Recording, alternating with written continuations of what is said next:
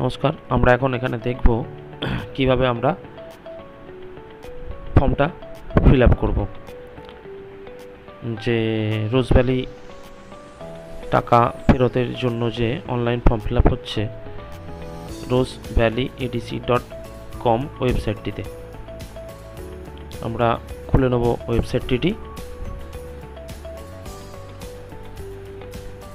ওয়েবসাইটটি খোলার পর দেখছেন হোম, বাঁদিকে আছে, ডান দিকের কর্নারে উপরের দিকে আপলোড সার্টিফিকেট বলে অপশান আছে, অর্থাৎ এখানে বন্ডটাকে বোঝানো হচ্ছে, ইন্স্যুরেন্স বন্ডটাকে। আমরা এখানে কোম্পানি সিলেক্ট করে নেব। বিভিন্ন রকম কোম্পানিতে নাম ছিল, এখানে ইনভেস্টর ক্লিক করতে হবে। যদি ইনভেস্টরের অমর্থ হয় নমিনি ক্লিক করা যেতে পারে। ইনভেস্টরের নাম সিঙ্গেল ইনভেস্টর হলে প্রথমে সিঙ্গেল নাম হবে, মানে ফার্স্ট ওটাই বসবে। নিচে জয়েন্ট হলে সেকেন্ড ইনভেস্টরের নামের অপশান আছে। নামের সঙ্গে সঙ্গে বয়স, লিঙ্গ, জেন্ডার, ফোন নাম্বার উল্লেখ করতে হবে। অবশ্যই চেষ্টা করবেন অ্যাক্টিভ ফোন নাম্বার দেওয়ার। পরিচয়পত্র হিসেবে যে কোনো কি আপলোড করবেন সেটা দেখিয়ে দেবেন। Voter ID card, Aadhaar, PAN, driving licence, 3-4টে অপশান আছে এবং সেই পরিচয়পত্রটির সংখ্যা সেখানে উল্লেখ করতে হবে। যেহেতু সিঙ্গেল তাই সেকেন্ড যে ইনভেস্টর সেটা এড়িয়ে যাব। এখানে বাবার বা হাজব্যান্ডের নাম হিসেবে ফিল আপ করতে হবে। তারপর পরপর অ্যাড্রেস ফিল আপ করতে হবে। এখানে যথাক্রমে ঠিকানা, স্ট্রিট বা রাস্তা, গ্রাম, পোস্ট অফিস, থানা, গ্রাম, পোস্ট অফিস, থানা বিশেষ করে উল্লেখ করা অবশ্যই প্রয়োজন। পিনকোড নাম্বারের অবশ্যই উল্লেখ করতে হবে। স্টেট ও জেলা দুটো ড্রপ ডাউনের মাধ্যমে অপশান আছে, ড্রপ ডাউনের মাধ্যমে নিজের জেলা, নিজের রাজ্য সিলেক্ট করে নেবেন। ভিলেজ অবশ্যই দেবেন, পোস্ট অফিসও দেবেন, পুলিশ স্টেশনও উল্লেখ করবেন। এবার আপনার পাড়ার নাম স্ট্রিট হিসেবে দিয়ে দেবেন এবং নিয়ারেস্ট ল্যান্ডমার্ক বা লোকেশানটি প্রথম যে অ্যাড্রেস বা ঠিকানা আছে ওই অপশানে দিয়ে দেবেন, কোনো অসুবিধে নেই। ব্ল্যাঙ্ক না রাখাই ভালো। ব্ল্যাঙ্ক রাখলে কি সমস্যা হয়, শেষের দিকে গিয়ে দেখবেন যখন আপনি ফর্মটি সাবমিট করতে যাচ্ছেন তখন হয়তো সাবমিট করতে দিচ্ছে না ওই অপশনটির জন্য।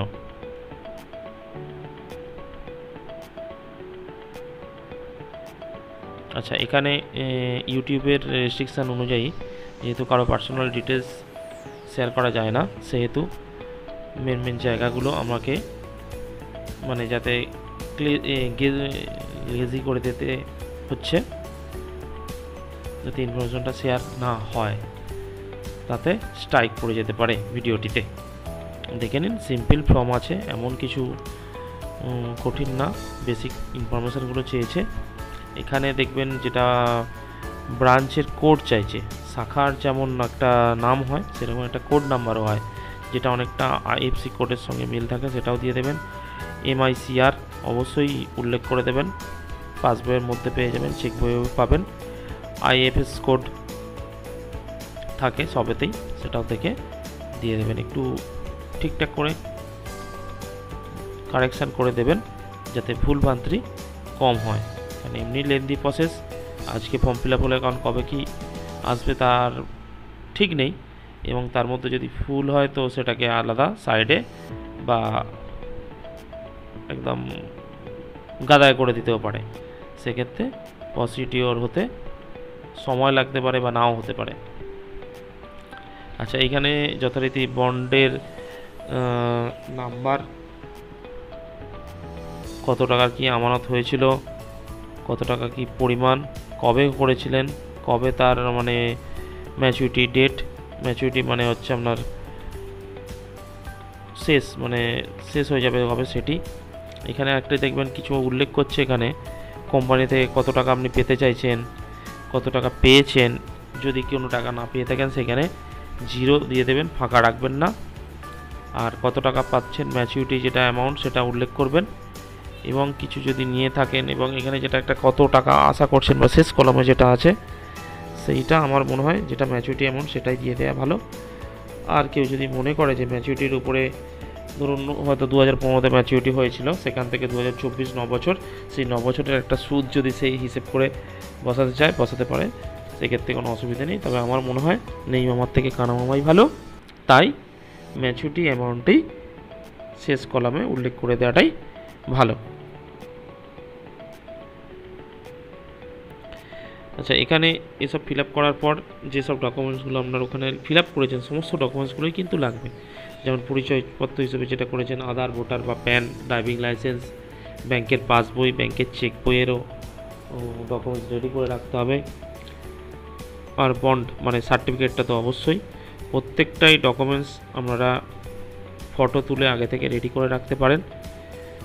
পিডিএফ আপলোড করতে হবে তার কোনো মানে নেই, জেপিইজি ফাইলেও আপলোড করা যাবে। তাই পিডিএফ এবং জেপিজি ফাইলেই আপলোড করাটা সুবিধাজনক বলে আমার মনে হয়। এবং সেক্ষেত্রে প্রত্যেকটা ফাইল যে আপনি ফটো তুলবেন বা যাই করবেন সেসব ফাইলগুলোর নির্দিষ্ট করে স্পেসিফিক নাম দেবেন। জাস্ট এমনি এবিসিডি বা কোনো সংখ্যা, হোয়াটসঅ্যাপ, অমুক তুমুক এইসব জিনিসটা না থাকাই ভালো।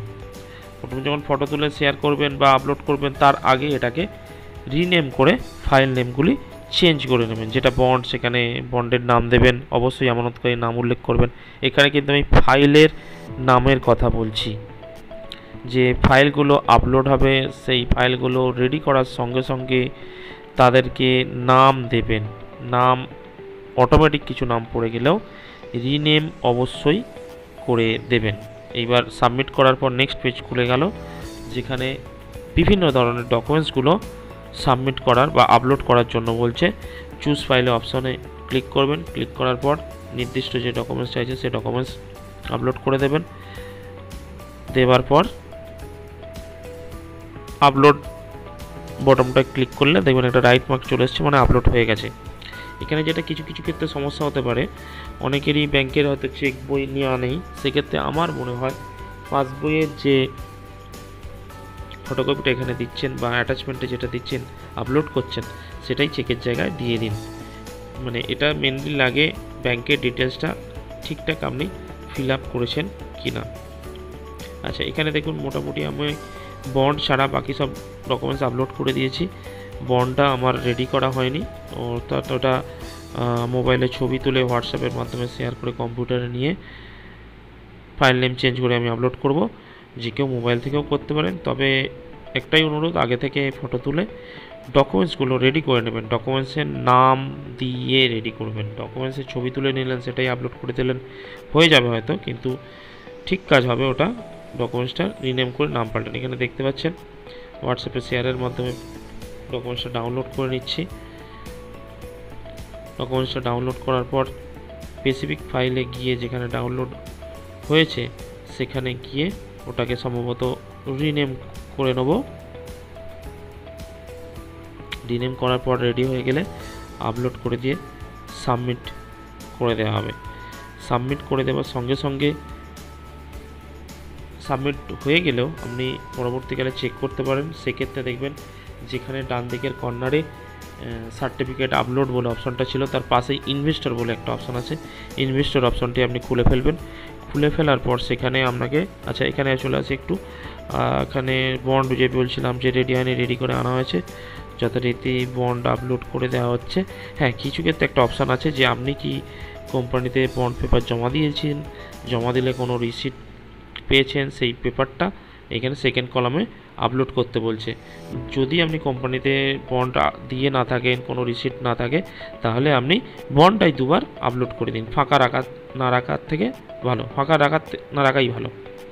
আচ্ছা, এখানে চেক করে নিচ্ছি ইনভেস্টরে গিয়ে, যেটা বলছিলাম ওটা আপলোড সার্টিফিকেটের পাশেই ইনভেস্টরে গিয়ে সার্টিফিকেটের যেটা নাম্বার, মানে বন্ডের যে নাম্বারটা, অ্যাকনলেজমেন্ট নাম্বার তো এখন এখানে হয়নি সাবমিট করার পর, তাই বন্ডের সার্টিফিকেটের নাম্বারটা এখানে মেনশন করে দেওয়া হলো। একটা আপনার হিউম্যান বা রোবট কিনা সেটা একটা ছোট্ট ক্যালকুলেশন থাকছে, যেমন এখানে 6+6 12 করে সাবমিট করলেই আপনাকে না